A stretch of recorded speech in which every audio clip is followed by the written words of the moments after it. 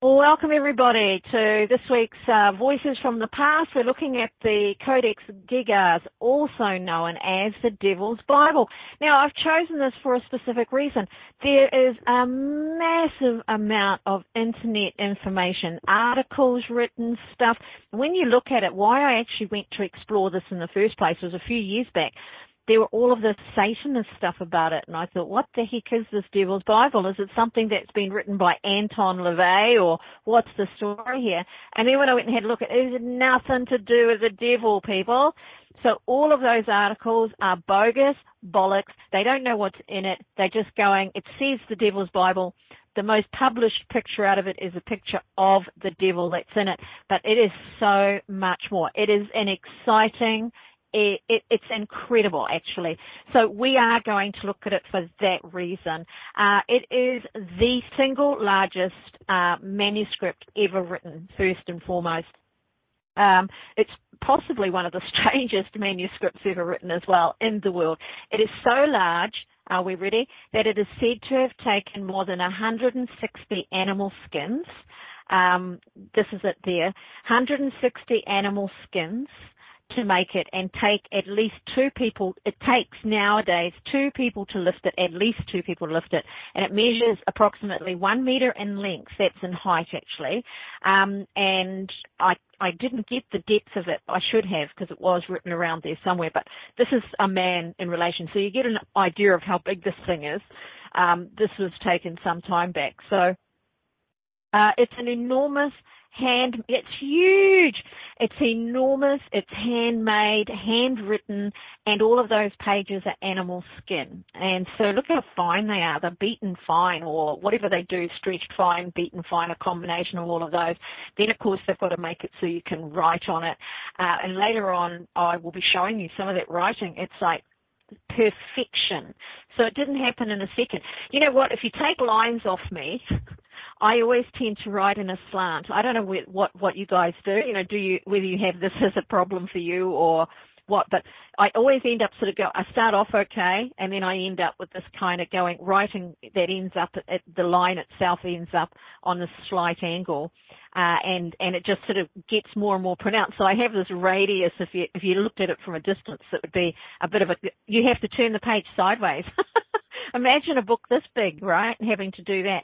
Now, I can only imagine that it was assembled after it was written, but I'm not so sure whether it was just added to an editor, because later on we'll talk about that. But are you left-handed then, turning your page sideways? I'm thinking about that because I've seen people do that before. Are you left-handed? Is that why? You're right-handed and do that. Okay, that's interesting.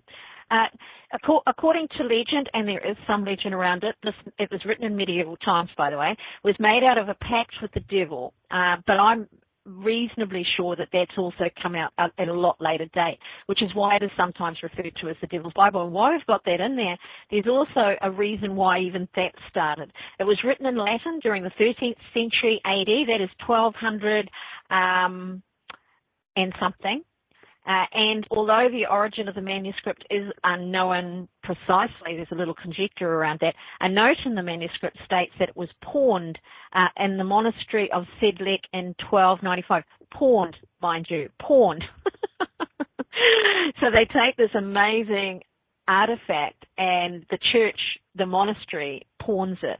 The codex-gigas, which just means, by the way, giant book, which it is, it's a giant book, contains a complete Vulgate Latin translation of the Bible, as well as 5 other major texts. And we'll give you another sticky beak at it here. Look at the size of it. When you look at it, you just got to, at some point, pay attention to this item because it's enormous. Now, I'm sure that guy's a little bit short as well, but it's a meter high, which is just over 3 feet or just on 3 feet high. So the average person, if it was me, I would probably look not too different to this guy. So I'd say he was a little bit shorter, but at the same time, it's a pretty big book. Or the measurements are a little bit under because that looks closer to, maybe a meter, arm's length, isn't it? Yeah. So a meter high. It's on the table. Oh, yes, there's that as well. Right, yes, of course. Silly me. I was actually sort of thinking in relation to his the size of his leg. See over here? It looks pretty skinny. And we're before the age of, random and fancy filters and things like that. This complete translation of the Bible, as well as 5 other major texts, it begins the Old Testament, which is phenomenal in itself. So he's writing or recording. He didn't write the Old Testament, but he's recording it. And, of course, this gives us some insight into how the Bible changed or how things got taken, because we were looking last week and we looked at the original manuscripts, the tablets of the Book of Giants as part of these tablets, where there are whole chapters that were written well before the Bible was compiled, where certain things mirror something that's been written later in the Bible, where the original wasn't written, as if they're separate chapters, but they were the visions actually of, I've forgotten his name. Enoch. We've got it. It's back. So it's quite an interesting thing. It continues with the Antiquities of the Jews, which was written originally by Flavius Josephus. So there's nothing really original in here. He's compiled a whole pile of books, because that was written in the 1st century AD. The Old Testament, of course, was written a very long time ago, but this Flavius Josephus writing was written about 200 years, maybe 150 to 200 years before it was recorded here in the Devil's Bible. And there's also Isidore of Seville's Encyclopedia Etymology, which we will talk about later, and a collection of medical works of Hippocrates, Theophilus, and others. So he's compiled really this book. That's why I put in my promotion of this show that it was really perhaps the first almanac. There's calendar in it. There's stuff. And he finishes it with the Chronicle of Bohemia, which means, as we know, for him to even consider putting that in, that it's got a Czechoslovakian origin is the most likely source, of course. Smaller texts are also included in the manuscript, with the most famous ones including text on exorcism, magic formulas, a picture of the heavenly city. No kidding. We'll look at that too in a little bit more details. A full-page illustration of the devil, which is what I think is the basis of the whole Devil's Bible thing, because a lot of people that can't read Latin jump to conclusions. The illustration is the reason why the legend says the codex was written with the devil's help, but it's sort of an odd legend, considering what's in it, the Bible. You go, okay, we've got the whole Bible, Old and New Testament in there, and then what have we got going on? Oh, we've also got going on this idea that it's a Devil's Bible. Now, bearing in mind that the New Testament is written after, was put together, if you like, or the Bible as we know it was put together by Constantine prior to this medieval time. So a very interesting work indeed, and why it was compiled. Nobody really knows. There's a mystery to why you would spend the time doing this.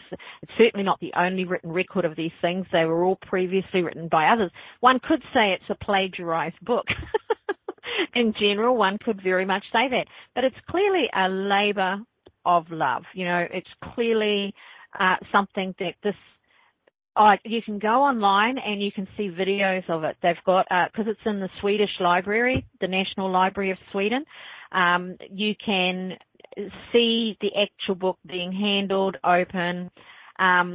This is another picture of it under the lights. You see, it can't be opened without the support. See the support under it so that it doesn't break, or so it takes its weight. I never got an actual weight for it. I should have done that, because it would be incredibly heavy if you've got a minimum of 2 people to lift it at any time.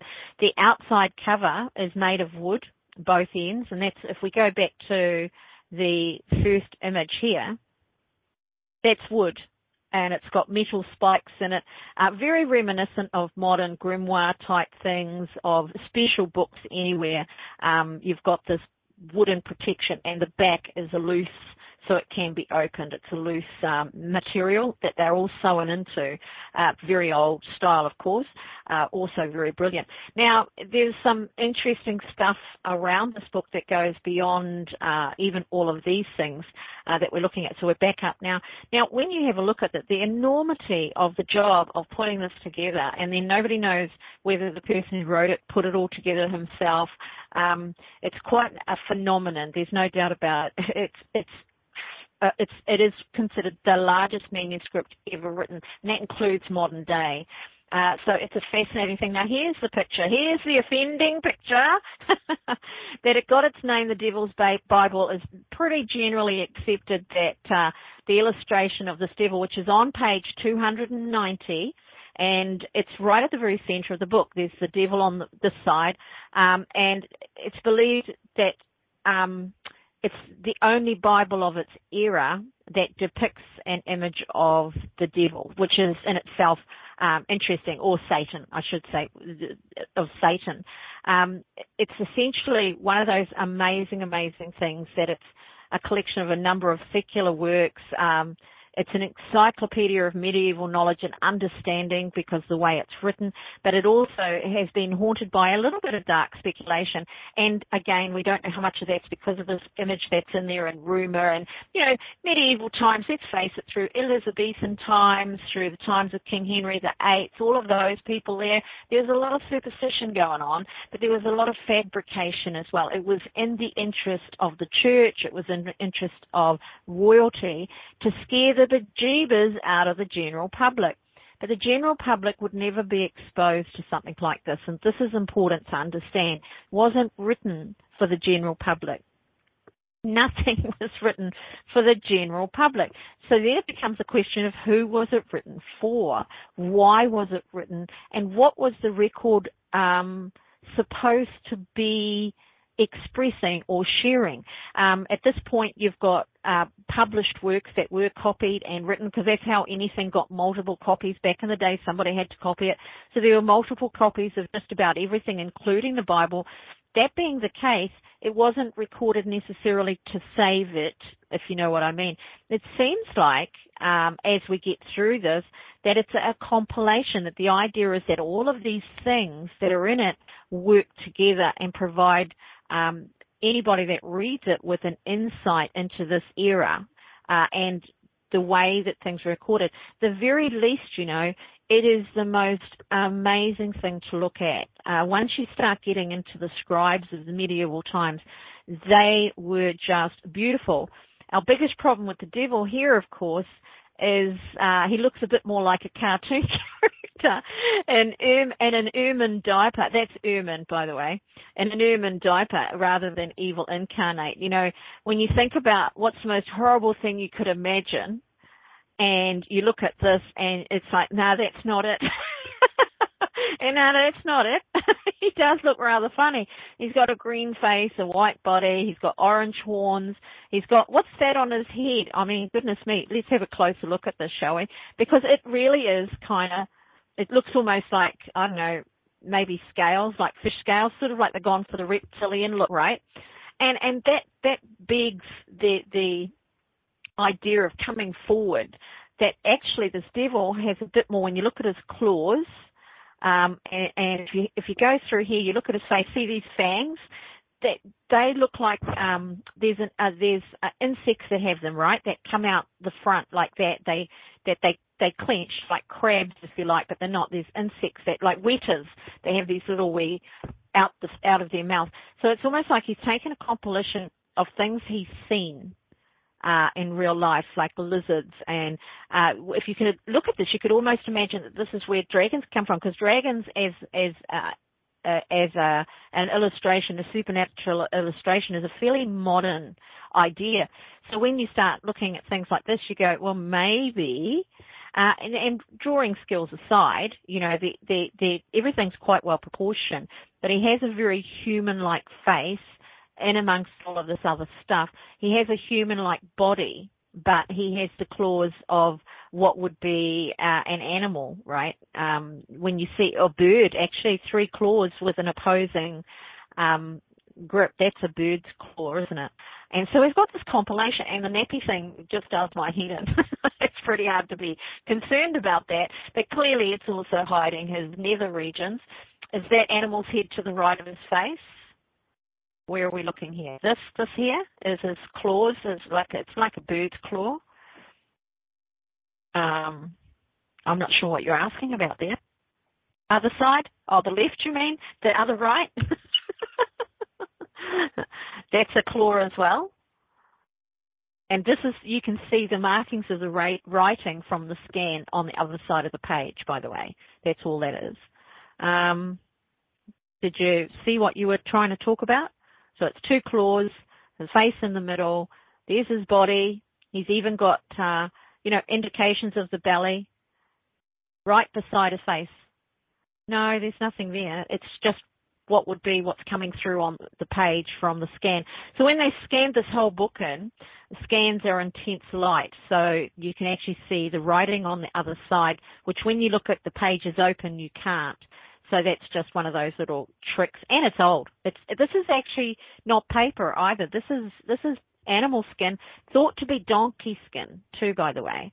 So we come down to the nappy, right? Ermine nappy. Now only royals wore ermine, around the collar. You may have, that's how they know what it is. It's seen many times in drawings where it's a white fur with the little dots on it, which is ermine, which is an animal. And so we've got something here that's alluding to the fact that he's the Prince of Darkness, I guess. And then we've got these foot claws, which are really like chicken's feet, aren't they?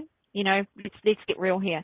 Our devil's not exactly the most imposing creature around, which makes him a little bit tricky to be scared of. But this is how he was depicted.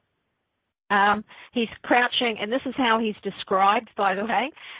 Not in the gigas. This is how others have described him. He is crouching with his arms held up. He has only 4 fingers and toes, which are more like claws.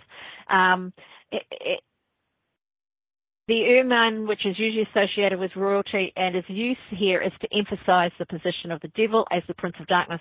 That's what a scholar came up with. Boo-hoo. And they couldn't even say talons, and they couldn't even say claws. They had to say fingers and toes, which was totally, misleading, misrepresenting. And, of course, it is opposite the page that is the City of Heaven, so we'll talk about that later as well. So you've got the city, there it is, the City of Heaven on one side, that's on the left, and on the right is the devil. So in the center of the book, you open it out, you've got this picture here on the left, and you've got the devil on the right. And if you have a look at this, it's quite an interesting thing. So it's actually a city. You see all the houses? In the City of Heaven, it's actually a city. There are pillars, it's not particularly lovely, but it's there. Obviously, you go up. Look at these sort of areas that are like castles, aren't they? They're like towers of a castle, and they go up to the next level. Now, does this look like the old, what were they called? Luigi, what was that game called from, you know who I mean, eh? Luigi and, they'd go do-do-do-do-do-do. And they'd bounce from one spot to the next, and then they'd go up, and they'd end up on the top of something. They'd go along the next one, and they'd have to jump or do something to get up the next one. I can't even remember what his Xbox game it was. Anyway, I hope I get some money for that promotion. Mario Brothers, that's what it was called, but not the more modern one, but way back, the early one, and it was always those sort of sounds. So this is what this looks like to me. So it's like nothing's new, is it? As soon as you start looking around at something pretty old, you go, oh yeah, maybe somebody had seen that, because that's the look that it's got exactly. No people in there. There are just houses and orange brick walls, and these towers connecting them together like the towers of a castle. Pretty phenomenal. That's what it looks like from the front or from the side. Now, the following pages of the devil, after you get past the devil, the following, we're right. The following pages are detailed instructions for the exorcism of demons or evil from people and objects. There are also 2 magic spells, by the way, both with specific instructions on how to identify and catch a thief, which I think is pretty awesome, you know. It's what we all want to do with a spell. We want to catch a thief. Now, these images that you're looking at, I just want to remind, these are handwritten, handed everything. And it's phenomenal. See these details of these pictures. Now you see pictures like that today, and you've got these spiritual impressions going on that seem to mimic, you know, see the old girls, you know, it's all the same stuff, isn't it? The 3 leaves up here, they're all ancient symbology, and we need to start remembering that that's the case. As you look at it, see this comes forming this beautiful trumpet out the side of it. And again, we've got, look at those figure 8s, the serpentine figure 8s with the choker-ray imagery, if you like, or what's called choker-ray. We've got the triad here as well.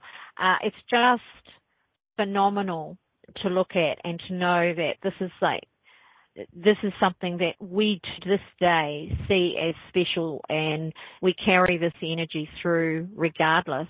But anyway, we've got 2 magic spells, one for catching a thief, not for stopping the theft, but to catch the thief. Possession by demons was commonly thought of during medieval times. People got burned for it. They got killed for it. They thought that if anybody was incredibly ill, or if they turned into a nutter, if they went batty, it was considered an actual fact that they were inhabited or possessed by the devil. Children that were born with afflictions were considered to be possessed by the devil, and very often in medieval times weren't allowed into townships. So these were beliefs from that time. The church had specific rituals to exorcise evil by casting demons out of an afflicted body, which is fascinating in itself. And according to the Christian New Testament, for those that want to down and diss everybody that believes in this stuff or that gets into a bit of witchy stuff or whatever, Jesus gave his disciples the power to cast out evil, which is why scholars believe the medieval exorcists commanded demons to leave an afflicted person's body in the name of Jesus Christ. So they would invoke Jesus Christ's name in a spell, in an invocation, the same as maybe the Romans would have earlier, or the Greeks with gods and goddesses. All that happened was the name changed. It needs to be looked at. A conjuration is what they are called in the book. A conjuration is a religious or magic formula presumed capable of preventing or overcoming evil, misfortune, and disease. The conjuration is considered to give the person pronouncing it power and dominion over spirits, evil beasts, and such like, and to afford protection from witchcraft. Interestingly, medieval times, because it wasn't really called that earlier. In medieval times, conjurations were used in many different connections, both within the church and outside it. Are we clear? So when we've got that and we're thinking on that, when we're talking about protection from witchcraft, we're talking about witchcraft protecting from witchcraft. So what we're really looking at here is there are spells to protect you from the bad stuff. Very clear, in the church and out of it, not just a separation thing that, you know, you get a few people going on about today, which is just mind-boggling to me. All through the Bible, there's magic, there's prophecy, but suddenly it's evil. Curious and curiouser. So the first conjuration is quite phenomenal in itself. You know, it's got some really interesting aspects to it. Look at that writing. I can't. Every time I look at it, look at that C. Oh my gosh, you know, and it's an E maybe, not sure. And so we've got these beautiful, see the little lilies inside the letters there, inside that. This is just all inside a letter. Fantastic and amazing. But the writing itself is perfect. Look at it. Look at that. Perfect straight lines, perfect gaps between each line. I mean, amazing, really. And there's page after page after page. Well, forget about hours. It's estimated, are you ready now? It's estimated that it took 25 to 30 years to be written, because after exhaustive study, they've decided the powers that be, that the uniformity of it all, the uniformity of the writing style, the words used, the spacing, the whole 9 yards, the artistry through it, the pressure of the pen, all of that stuff. More modern scholars have determined that it was written by one man. That's it. End of story. So you are talking 25 to 30 years. So that's a lifelong mission. It's a job. But you must be pretty determined to spend that much of your life doing that. Pretty determined. There's a lot of stuff about why a man would do that, but he was in a monastery. So, what else did he have to do? But here we go. We've got this is after the devil, and we've got these invocations, the conjurations. Sorry. Now, in it, the evil is addressed in the magic words Puton, Puperon, Delanx, Salmagus, Meton, Ardon, Lardon, Asson, and Catulon, with accompanying signs of the cross. The next two conjurations are feverish states. That's you're using a magic spell to get rid of a fever. And one of them apostrophizes the 7 evil sisters of Satan. Now, I had never heard of the 7 evil sisters of Satan prior to this. And they are also expelled from a servant of God through the invocation of various events in the life of Christ, as well as angels, the Holy Virgin, John the Baptist, the evangelists, the apostles, the prophets, and the various saints. Thank you. One of the important things to look at here is the reason they used a thing that was done historically that was amazing, a miracle, the events themselves were considered to have a lot of power in medieval times. So part of your spell would always include what somebody else had done that was really awesome. Basically, which is really, really interesting as well, because I talk a lot about energy and how it doesn't matter that you misunderstand. The energy that's carried is actually the energy of ages, if you like. And so if they've got the story right and there's Jesus walking on water and then they're using that as part of their invocation against something else, for them, their belief in that and then their retelling of that story empowers them. And I believe that with every fiber of my being.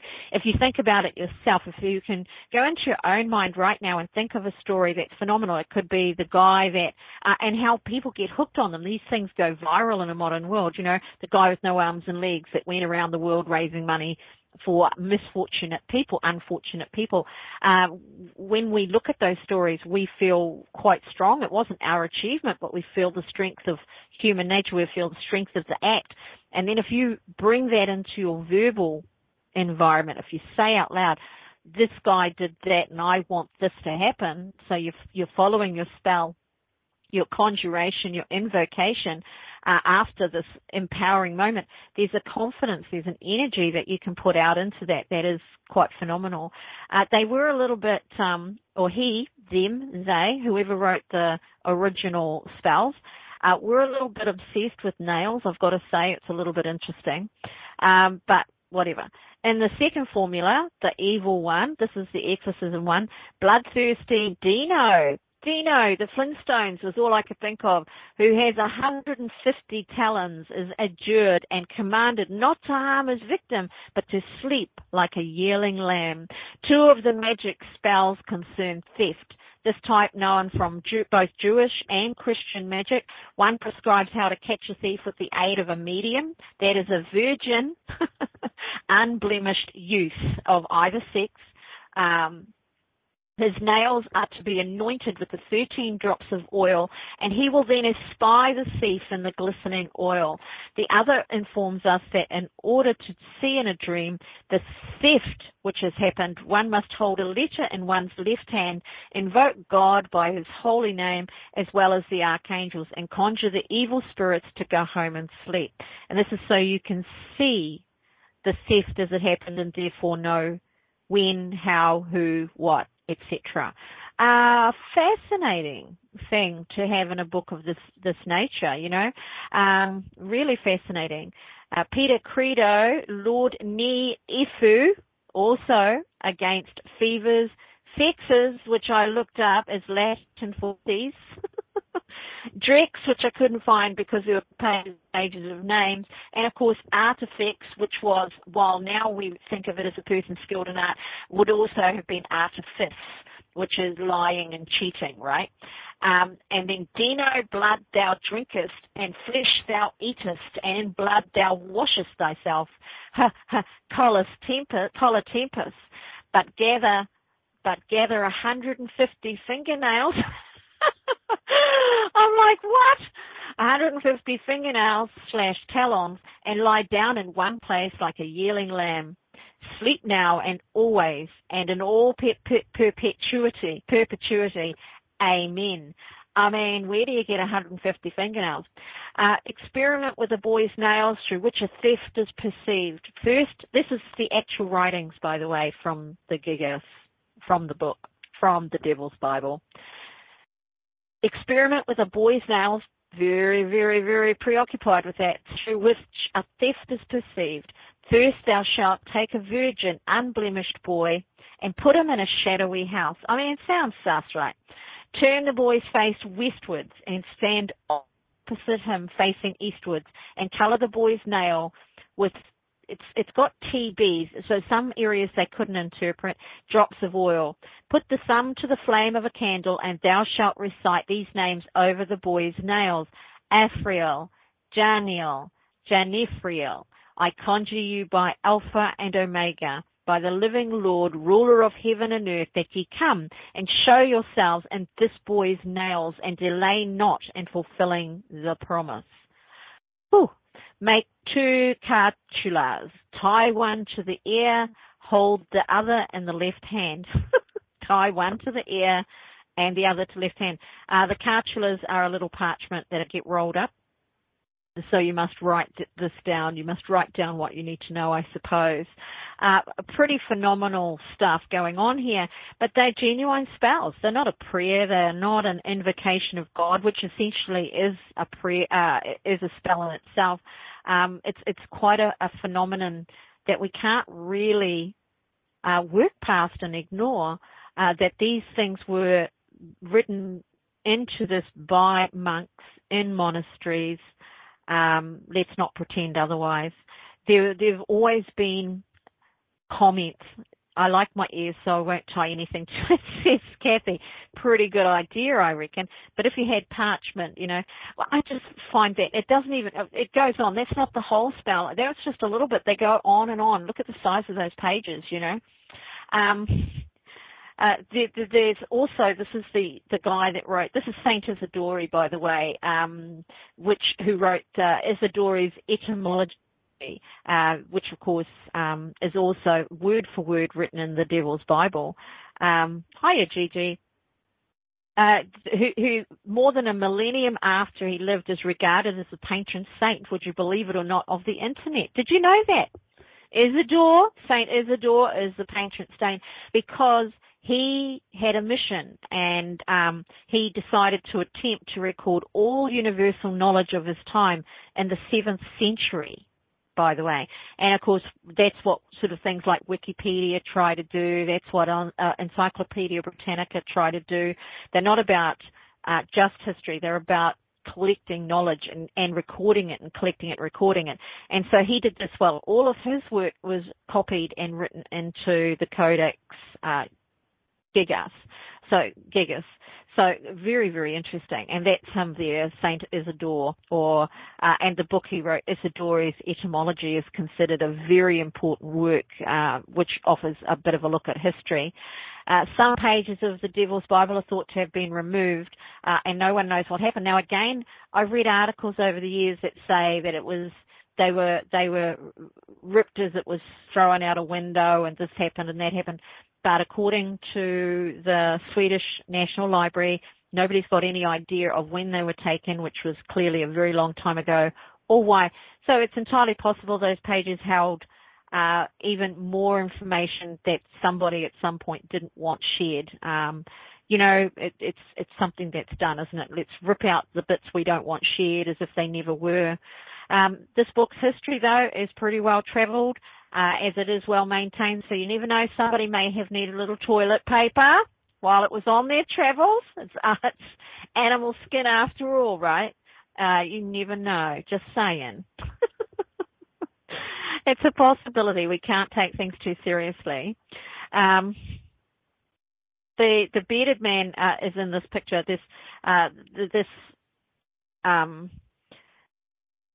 He's standing here. I'll make him bigger so he's easier to look at. He's the only portrait in this. Look at that. Every time I look at the writing, I'm just flabbergasted all over again. It's the perfection of it. And this is this man here. There he is. And, of course, he is not identified in any inscription. He's in the margin, which contains the beginning of the Antiquities, which is the Antiquities is the history of the Jewish people from the beginning of the world, 66 A.D., as they understood it to be. It was a popular work that was read throughout the Middle Ages. So the Antiquities is what it was called. He copied that as well, and it recorded the Jewish wars. And look at that. If I put a hat like that on Roger, they could be brothers. Well, yes. Go making one out of paper, Good fun. So this is a very interesting thing that it was only the only person who's drawn in here. Tinfoil hat. He probably already owns one of those. And this is in red, by the way. Just amazing stuff. I think they would have only had quills too back then. I'm not sure, but I'm guesstimating that they would have only had quills. So we put him back where he belongs. Now, it's as the only portrait of a person in the whole of the codex. It's thought that because it's at the beginning of the Antiquities that it's actually a picture of Flavius Josephus, who lived in the 1st century and wrote the actual Antiquities. The man is wearing a pointed hat, and this was a common convention in medieval art for showing Jews. So it's to say that this is a Jewish man. As Josephus was a Jew, the man is most likely his portrait because it's at the beginning of the chapters that copy his work. So because it was the only one put in there, even though he did record the works of others, clearly he held this man in high esteem if he bothered to draw a picture as well at the front. It's followed by black capital letters that lead into the text, and the initial is red-edged with dark red and decorated with spirals on a blue background. The spirals are red and green, and yellow with stylized leaves and bunches of grapes, and I didn't find that particular picture, so there we go. And then it goes on to Bible pages. Here we go. Look at that. Whoa, so gorgeous. Now, this is the beginning of Ezekiel, by the way, which is the Bible part. Here you go. I think I could look at this forever. I could look at you can go and look at every single page, by the way. Go along to the Swedish library. They've actually got a digitized version of it, and you can go and read, if you wish to, the English translation. Look at this. So pretty. For anybody that's listening, you can pop along to energy-therapies.intuitalks.com and you'll find the archive if you want to have a look at the pictures, or pop along to the Swedish National Library online and you'll be able to see it there. Just put in the codex-gigas and it will and Swedish Library, it will come up for you. They have excerpts. They've got anything you could possibly want. There's introduction to Daniel written in red and underlined in yellow. There's certain prologues that's an item before the actual writing that do not appear in modern translations of the Bible, by the way. So nobody knows if they were originals or if they were in fact added by the monks themselves, or himself, I should say. There's a calendar in there, which is in itself pretty phenomenal. This is it. And this picture is the calendar of the numbers in the first column and the letters in the second are a guide to the date of Easter, by the way, which varies from year to year. Obviously, we know that, but he's recorded it here, and I'm just going to make that bigger again. Here we go. Look at that. These are all the dates of Easter, year after year, which is likely to be calculated or added because he's working on it for 25 years. he could quite possibly have added it. Look at that, just uniform, perfect, absolutely perfect. The numbers and letters in the columns 3 and 4 show days of the months. That's column 3 and 4, days of the months. And then you go on to the 5th column of the names of the saints in capital letters. The names of the saints in capital letters. So that looks a little bit mixed up to me, but then that could be them over here. Hard to see. Not the best picture, I guess. And capital letters which commemorated on particular days. So we have saint days. They've always had saint days. And you can see, though, look here. Look at the word up here. October, not April or March. October. Can you see that, everybody? October. So clearly that's changed quite significantly over the years, the date of Easter. The surrounding smaller names are usually Bohemians, all of whom were dead, including historical figures and important local ones, some of whom were probably benefactors to the monastery where the codex-gigas was made. And the names of monks and nuns are all recorded. The calendar in the codex is unusual for its date in that every day has entries for its time. They didn't do it that way. It is also unusual for including the names of local figures. The system of numbering the days is peculiar for modern readers, but it is easy to understand here as the first line corresponds to the first day of the month and the last line the last day. So very, very powerful thing to have a look at, very strong document. The layout of this book actually is pretty interesting, as we have the Old Testament, which is what starts it off, followed by the 2 historical texts, works, which reference the antiquities and the Jewish war, which is then followed by the various medical texts. There are a variety, known as the art of medicine, by the way. The actual text was written already, like all of these. Somebody else had written the originals, and the medical part of it was called the art of medicine. And as I said earlier, written by a number of authors or compiled by a number of authors from the early part of the CE, the Christian era, current era, which is, quite fascinating. But then it's followed by the New Testament, so like the Bible itself is broken up between the Old and the New Testament with these works that are more current, if you like, that are more modern. But wait, there's more. The last of the long works is a Chronicle of Bohemia by Cosmas, I'm not sure, from Prague, somewhere around 1045 he wrote it. And this is the first history of Bohemia, and as such it's a very important work. Although it's very subjective, as was the want of historians of the day, they would take, this is naughty, but the medieval guys did it, and I think we've got a bit of that still exists today when it comes to writing out history. They don't necessarily see themselves as just recording history, but their opinion to go with it, and skipping bits that they didn't like would not be out of the way. But there's an added thing there. They would take excerpts that were already written by others and incorporate them in their own work. But there was also a belief that you should change it, that it shouldn't be a repeat of something that was already written. So here's that sort of Chinese whisper thing, isn't it? That little bit of a change, and over 500 years or 1,000 years or 2,000 years, it can be significantly different to the original. Add to that, scholars were usually high up the food chain and would have political agendas of their own. They may have to please somebody. If you've got benefactors, you may have to make it look good for them because they're coming along and they're reading this. Don't you misunderstand that at all. And then, there are also, they're not impervious to inclusions or exclusions to suit their own opinions and political affiliations on top of that. Nevertheless, it still carries a lot of value, and it's all you've got, right? All you've got is somebody's written record.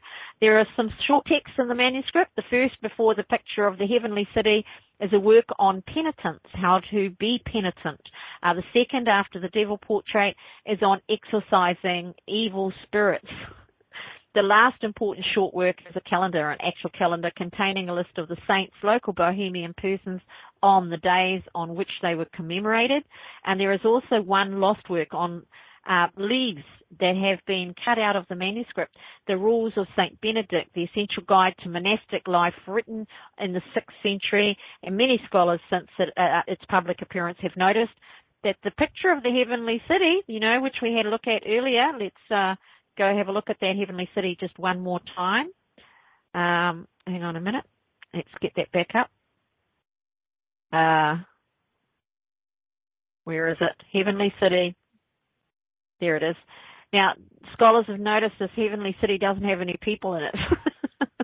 Now, take that how you will, but I will mention it since they mentioned it and seem to be quite interested. There are a lot of scholarly articles, very dry, very boring, trying to determine why a monk in a monastery who took 25 years to do this would draw a picture of the city of heaven without people in it. Why there's no people in it? Nobody understands that. It's a fascinating thing. The most important book of Christianity is the Bible. The other texts in the Codex-Gigas were carefully chosen to accompany it because together they provided information about Jewish history, Josephus, universal knowledge, Isidore, medicine and local histories, Cosmas, as it was written in Bohemia. That was the name of the place, by the way, yes, where the word Bohemian comes from. That's in Czechoslovakia at a time when King Wenceslas reigned. And yes, it's the same, good King Wenceslas. And everybody sings about, or one of them, because there was a King Wenceslas for a couple of 30 years in a row. Or which one, I'm not too sure that one radiates to. And he would have looked out on the snow, and it would have been deep and even. Back in the day, today maybe not so much with cars and things, but he married a German bride, and so there was a large-scale German immigration, and the language that was originally spoken in the area was Romani, and this was largely lost basically by the extermination of many of the speakers in the concentration camps in World War II. Good. I'm glad to be of service. Since Kathy says she's going to have that song stuck in her brain now, I haven't heard anybody sing it for years and years, and I think it's because nobody understands what. But then I find it interesting that such a obscure royal family could find their way into a Christmas song. Pretty much, it's like they probably all had to sing it because he's good King Wenceslas, right? That's kind of interesting. So this is where the origin of the codex was Czechoslovakia, was Bohemia, or Bohemian, I should say. And it surfaced really because the Benedictine monastery of Podliak, I don't even know how to say this word,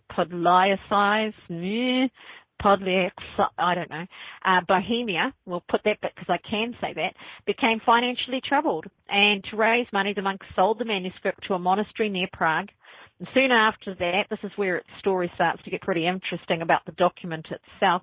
Soon after that, the text was in a new home, that in its new home, the monastery there failed. I'm not too sure how. That seems a bit sketchy. A few years later, the Holy Roman Emperor Rudolf became obsessed with the codex, as well as other alchemy and scripts written on the occult. But you see, it's not really occult. Mind you, medicine was a little occult back then.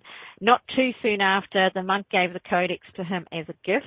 The monks gave the codex to him as a gift, and Emperor Rudolf became erratic and paranoid. He was declared unfit to rule and was banished by his family. And during the 30 Years' War in the mid-17th century, Swedish armies swooped in and seized it, and have housed it ever since in Sweden. So it's got it's an amazing thing that it survived, to be honest. Part of those stories come from the idea of it being the Devil's Bible, which it clearly isn't, but there's this slightly bad luck or misfortune around it. It is said, of course, that there are perhaps pages missing, or because it's got the magic in it, the spells written in it, that it contains its own energy of that. But if he was already obsessed with the codex before he even got it, he may have been looking for that. He was nutty anyway, but he may have been looking for something in there, that would help him, something that would change his life or how he was feeling about things. 6 of the additions, there are additions in the codex itself that record its travels, so nobody's guessing all of this. It's actually written in the codex itself. 6 of the editions are medieval, still during that time. 1 is a note on the paste down of the upper cover, recording how in 1295 the monastery of Brumov purchased the codex-gigas from the Cistercians of Sedlec after it had been pawned by its owners. So it had been pawned by a monastery, then bought from the pawn wherever by another monastery, which was probably a good thing, and then they sold it. So there you go. This note, which had long been concealed by a tipped-in piece of parchment, like folded over and stuck down, possibly just stuck under the weight of the thing, was uncovered by George Stevens in 18-something, before 1895, because I know he died then. In the mid-19th century, where there were religious editions, that was when it was discovered in the 19th century. There were religious editions, and interestingly, the codex must have been trotted out as a bit of a tourist piece, with post-medieval editions being written in almost like a visitor's book fashion, acknowledging they had been to the monastery, that special people, not just anybody, had been to the monastery, but more likely they just wanted their name in a book that was clearly valuable and was going to be inspected, just as they were doing many years into the future. So their names are in there as sort of like, I've been here, done that, and had a look at this codex. So it had a reputation. It had a big reputation for its day that well-to-do, well-heeled people would traipse across the world to have a look at it, or at least traipse across the country to have a look at it. Kings sought it out. So it's quite a bizarre sort of thing that it had this huge reputation in its own time. On a final note, the writer is thought to be Herman the Recluse. And if you're writing this for 25 to 30 years, reclusive is what you must be, I would say. But he depicted, where am I? Oh, I'm in the wrong place. That's why I can't see what I need to see. Hang on, let's go there. We will be there. There we are. This is what we want. He depicted the earth as spherical. The heaven and the earth is the green one below, and the heaven is the round one at the top. Now, interestingly enough, heaven did mean sky, so it's the night sky he's depicting, even though they called it, good night, Kathy, great. Even though they called it the heavens, originally the word heaven meant just sky. It didn't mean anything else. This is quite a fascinating thing, because a full 200 years before Christopher Columbus set off on his journey, it was already well known that the world was round, which leads to some serious questions about history taught in schools and proving that humans were far from primitive without computers. But it's well understood today that Christopher Columbus knew very well that the world was round. So where did that come from? There was a flat Earth society, I guess, or group. Aristotle, as early as 322 BC, and maybe even before, argued in his writings that the Earth was spherical because of the circular shadow it cast on the moon during the lunar eclipse. So it kind of wipes out another area that is popular history, not necessarily accurate history. So next week we are looking at the Enochian tablets. Now, we're not looking at the Dead Sea Scrolls. This is a fascinating look, actually, at this puzzle of Enochian magic. The tablets are a whole different sphere. It's a system of ceremonial magic which was used and coveted by the Golden Dawn based on the invocation and commanding of various spirits. It is based on the 16th century writings of Dr. John Dee and Edward Kelly. John Dee was an advisor to Queen Elizabeth. He was her astrologer. He was, in fact, a very well-educated man who claimed that their information, including the revealed Enochian language, which was this Enochian tablets were written in a language never before seen, was delivered to them directly by various angels. So I'm very excited to bring that to you. It was an interesting read for me years ago, and I'll be very happy to revisit it. Now, this Wednesday, I had said I was going to do hand readings, but I'm going to put that back a week because I have long been thinking of reintroducing my monthly influences. So this Wednesday night, 9:30 EST, I'm going to be doing Through the Sun Signs using the tarot as a guide. And if you want to get your monthly influence, then you need to call in. I won't be doing that through the chat. So I will go through the monthly general information. You can ask about that as I go through the show. And at the end, if you would like your monthly influence, if you'd like it personally, then call in. Then we will pick up the hand readings. Now, if you want a hand reading, left or right hand, front or back is irrelevant. I'm not reading the palms, but I'm reading the shape of the hand. You can email dorothy@energy-therapies.co a photo of your hand, and I will read that live on air. We will place it out there. Thank you very much for coming, everybody. And by the way, I'm very pleased to announce we've cracked the 100 on my last few shows over on Spreaker. I am now live on iHeartRadio, or not live, but I'm on iHeartRadio as a recorded show. Thank you very much for your support, and loving it, loving it, loving it. Cheers, everybody. Remember this week, don't be a part of your own problem. Ciao for now.